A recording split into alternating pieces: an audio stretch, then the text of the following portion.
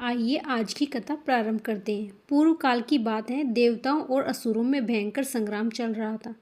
वरदान के मद से उन्मत्त हुए सभी दैत्यों ने देवताओं को परास्त कर दिया। देवता भागने लगे और तब भगवान शिव ने उनकी अगुवाई करके उन्हें रोक लिया और ब्रह्मा जी को आगे करके वे सभी लोग क्षीर सागर में पहुंचे। विष्णु क्षीर समुद्र में शेषनाग की सैया पर शयन कर रहे थे। देवी लक्ष्मी उनके पास बैठी अपने हाथों से उनके चरणार बिंदु की सेवा कर रही थी।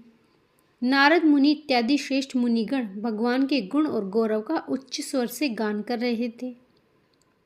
गरुड़ जी सामने खड़े होकर निरंतर हाथ जोड़कर उनकी स्तुति कर रहे थे। क्षीर सागर के जल से उठती हुई तरंगों के कारण भगवान के पीतांबर के जल के कुछ छींटे पड़े हुए थे। उनके मुख पर मुस्कान की छटा थी। यह सुंदर स्वरूप देखकर भगवान शंकर ने विनीत भाव से संपूर्ण देवताओं के साथ मिलकर भगवान की शरण ली और एकाग्रचित होकर उनकी स्तुति करते हुए इस प्रकार कहने लगे। हे प्रभु, जो संसार समुद्र से तारने और गरुड़ जी को सुख देने वाले हैं, घनीभूत मोह अंधकार का निवारण करने के लिए चंद्र स्वरूप हैं, उन भगवान श्री हरि का नमस्कार। जहाँ गानमय मणि की प्रज्वलित शिखा प्रकाशित होती है और जो चित्त में भगवान संग रूपी सुधा की वर्षा करने वाली चंद्रिका के समान है, मानस के उद्यान में जो प्रवाहित होती है, उस भगवत भक्ति रूपी मंदाकिनी की मैं शरण लेता हूँ। फिर लीला पूर्वक उत्साह शक्ति को जागृत करने वाली संपूर्ण जगत में व्याप्त है, उसे ही वैष्णवी शक्ति कहते हैं। हवा से हिलते हुए कमलदल के पर्व के भीतर रहने वाले, स्थिरता देने वाली एकमात्र श्री हरि की स्मृति ही है। तेज और अंधकार दोनों से परे विराजमान आप परमेश्वर को मैं नमस्कार करता हूँ। आप यज्ञ स्वरूप भविष्य के उपभोक्ता, रुक यजु सामवेद स्वरूप हैं। आपको नमस्कार है। भगवती सरस्वती के द्वारा गाए जाने वाले दिव्य सद्गुणों से विभूषित आप भगवान विष्णु को नमस्कार है।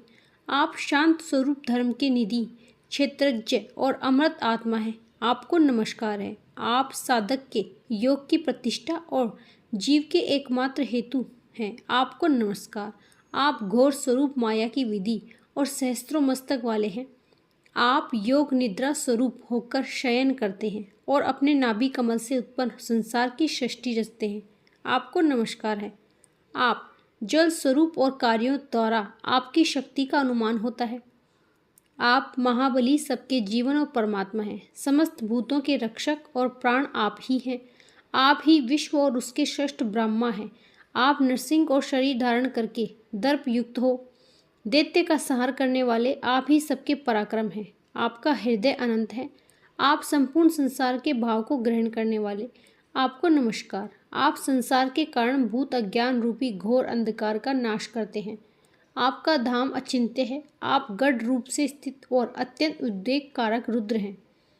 आप शांत, जहाँ समस्त उर्मियाँ शांत हो जाती हैं, ऐसे कैवल्य पद को देने वाले हैं। संपूर्ण भाव पदार्थों से और सर्वमय है। आपको नमस्कार। भगवान गरुड़ ध्वज ने कृपा युक्त होकर संपूर्ण देवताओं पर अपनी दृष्टि से अमृत की वर्षा की और फिर उनसे मधुर वचन में कहने लगे। हे देवताओं, मैं ध्यान द्वारा तुम्हारा सारा अभिप्राय जान गया हूँ। मैं इस समय अयोध्या नगर में जाकर आपके तेज की वृद्धि और दैत्यों के उपद्रव की शांति हेतु गुप्त रहकर उत्तम तप का अनुष्ठान करूँगा। आप सब भी शुद्धचित होकर अयोध्या में जाकर दैत्यों के विनाश के लिए तपस्या करें। ऐसा कहकर भगवान गरुड़ वाहन अंतर ध्यान हो गए। उन्होंने अयोध्या में जाकर गुप्त रहकर देवताओं के तेज की वृद्धि के लिए शीघ्र उत्तम तपस्या आरंभ की। इसलिए वे गुप्त हरि के नाम से प्रसिद्ध हुए।